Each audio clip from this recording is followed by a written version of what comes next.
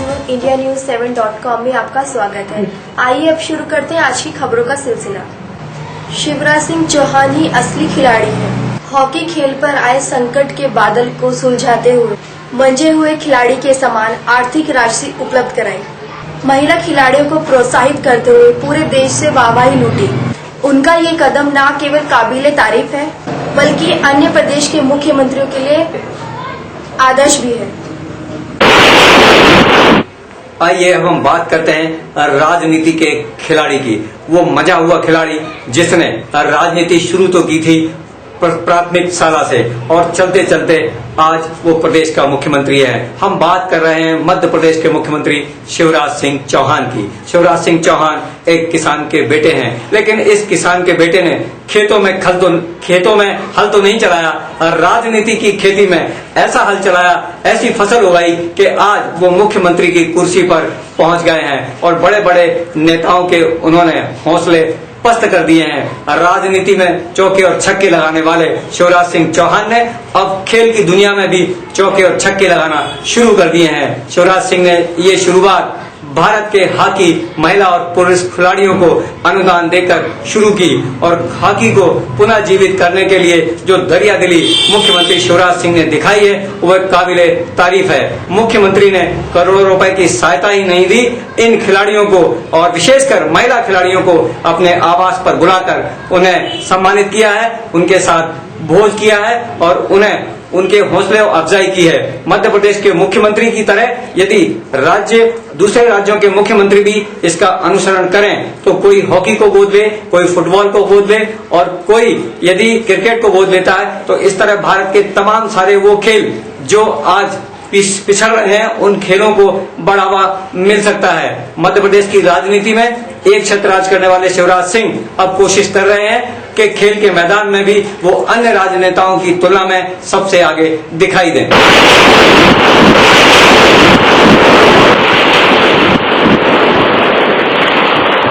देश के supreme court ने अपने एक महत्वपूर्ण निर्णय लेते हुए कहा कि सरकारी नौकरियों में पदस्थ अब मुस्लिम समाज के लोग एक से अधिक विवाह नहीं कर पाएंगे।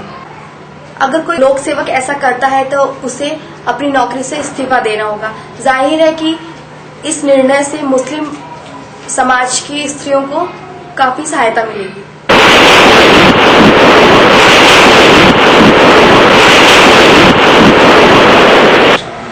मध्य प्रदेश सरकार ने अवनी वैश्य को मध्य प्रदेश का मुख्य सचिव नियुक्त किया है।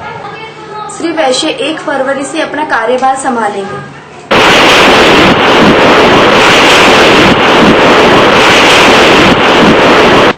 महिलाओं और लड़कियों के साथ आए दिन कुछ न कुछ घटनाएं घटती रहती हैं। गोवा में एक 9 वर्षीय रूसी टूरिस्ट बच्ची के साथ दुष्कर्म करने वाले 2 युवकों को गिरफ्तार किया गया। काफी मशक्कत के बाद पुलिस ने दोनों आरोपियों को ढूंढ निकाला है। मामले के मुख्य आरोपी अमन भारद्वाज को मुंबई से और उसके दूसरे साथी अनिल रघुवंशी को पणजी से पुलिस ने गिरफ्तार किया। अमन उत्तर प्रदेश और अनिल को मध्य प्रदेश का निवासी बताया जा रहा है।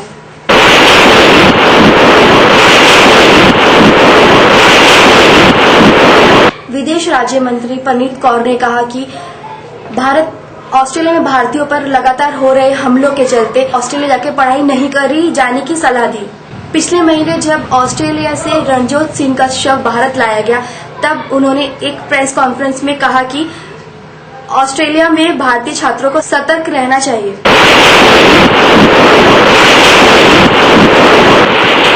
मध्य प्रदेश में कानून की धज्जियां किस कदर उड़ाई जाती हैं, प्रशासनिक अधिकारी इन कानूनों की अनदेखी किस कदर करते हैं। इन कानूनों की अनदेखी से परेशान होकर अब नन्हे मुन्ने बालकों ने भी भोपाल की सड़कों पर प्रदर्शन करके इन कानूनों की रक्षा के लिए आवाज बुलंद की है। भोपाल की सड़कों पर नन्हे मुन्ने बच्चों ने बाल श्रम कानून के खिलाफ प्रदर्शन किया और उन्होंने नारे लगाते हुए बाल श्रम कानून को सख्त बनाकर और बाल श्रमिकों को मुक्त कराने की मांग की है। बच्चों के कंधों पर बाल श्रम कानून की अर्थियां रखी हुई थी और ये बच्चे सड़कों पर जोर जोर से नारे लगा रहे थे। ये बच्चे एक जन सेवी संस्था के माध्यम से अपने हक की लड़ाई लड़ने के लिए सड़कों पर चलने को मजबूर थे। मध्य प्रदेश सरकार की आंखों चिराग तले अंधेरा होने की इस कहानी को इन बच्चों ने बखूबी चितार्थ किया है। जहां प्रदेश का सारा अमला बैठा है, मुख्यमंत्री से लेकर प्रमुख सचिव तक जहां बैठे हैं, पुलिस प्रशासन के डीजीपी से लेकर पुलिस अधीक्षक तक जहां बैठे हैं, वहां खुलेआम बाल श्रमिक कानून का उल्लंघन किया जा रहा है और नन्हे मुन्ने बच्चों को कानून के अंधेरे में रखकर उनसे मजदूरी कराई जा रही है, उनका शोषण किया जा रहा है।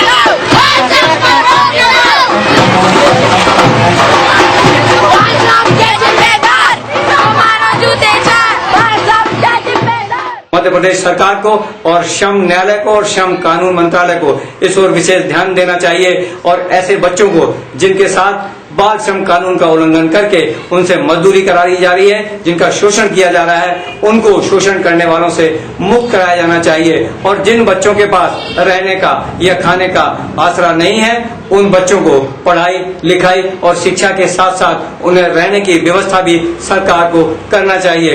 यदि बाल श्रम कानून का सही में इन प्रशासनिक अधिकारियों से पालन कराना है तो सरकार को इन प्रशासनिक अधिकारियों को भी देखना होगा। इन्हें नजरअंदाज करके सरकार बाल श्रम कानून का पालन नहीं करा सकती।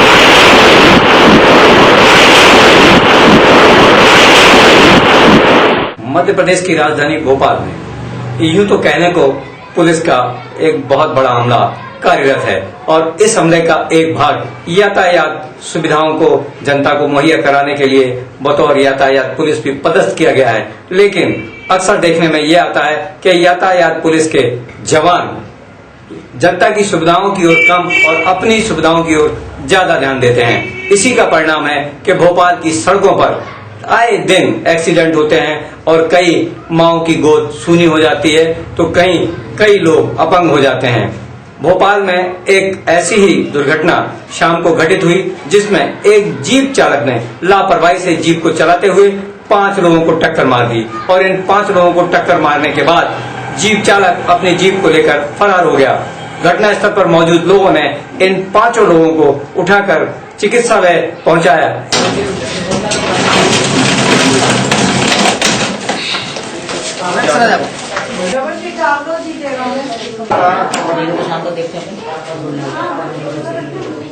तो है बात कर रहा चल भी वाले क्या हाँ तो आयु में जो परेशान मत हुई।